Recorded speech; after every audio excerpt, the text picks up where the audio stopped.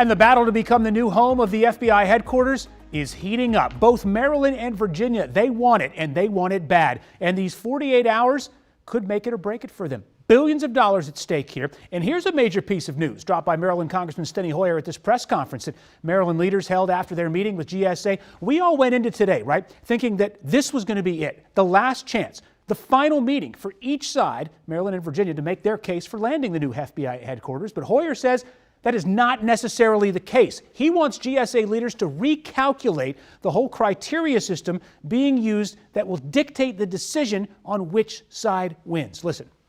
We look forward to further consultations with the GSA and the FBI. I look forward to getting some statistics that we asked for and other questions answered. Governor, you asked a question, a number of others did. I am looking forward to getting those answers. We will then have additional conversations with both the GSA and the FBI.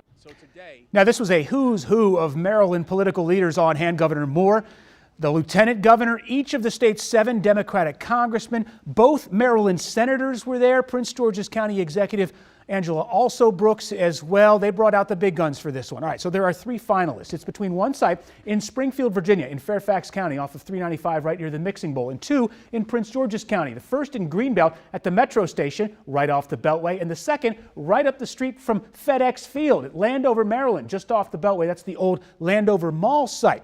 So let's talk about Greenbelt first. Maryland business owners are hopeful about the possibility of 7,500 federal employees moving right next door. Nathan Baca is there, and he's getting reaction from business owners.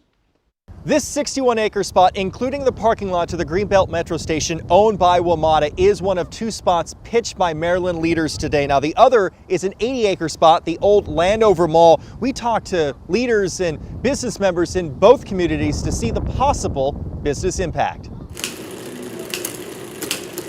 College Park Bicycles, a 40-year-old mainstay in town, is just a few minutes drive from the proposed new FBI headquarters at Greenbelt Metro Station. We will see a lot of growth in our business, like as a small business owner, and we will, I'm definitely sure any other businesses located in College Park will benefit from it. A once-in-a-generation pick like this has the ability to change a community.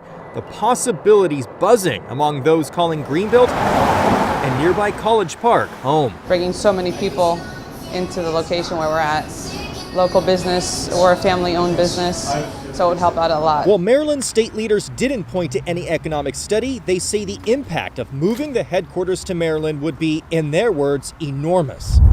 While the signs at the old mall promise a brighter future, one is already taking hold a few minutes drive away at Woodmore Town Center.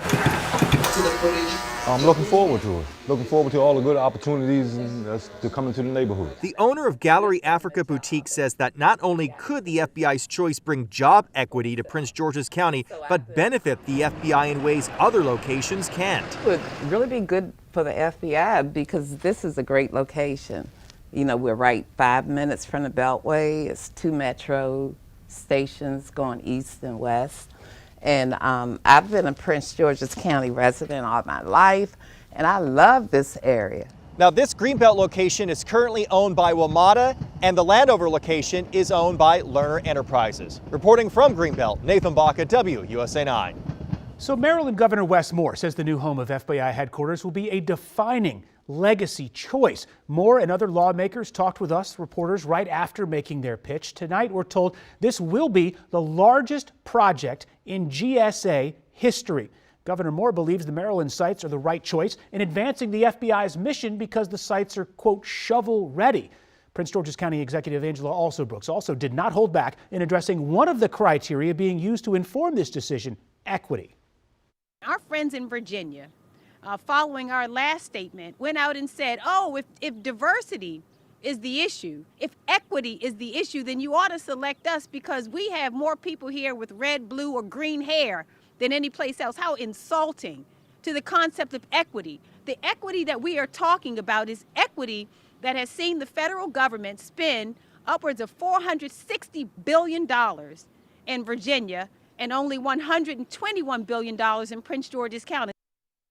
All right, now again, I talked to Maryland Congressman Steny Hoyer, who has no doubt been Maryland's biggest advocate in Congress to land FBI for Prince George's County. He tells me in an exclusive interview this is far from over. I spoke with him moments after the meeting wrapped up this morning. Ahead at 7:20, our one-on-one conversation about the criteria that the federal government is using to make this choice.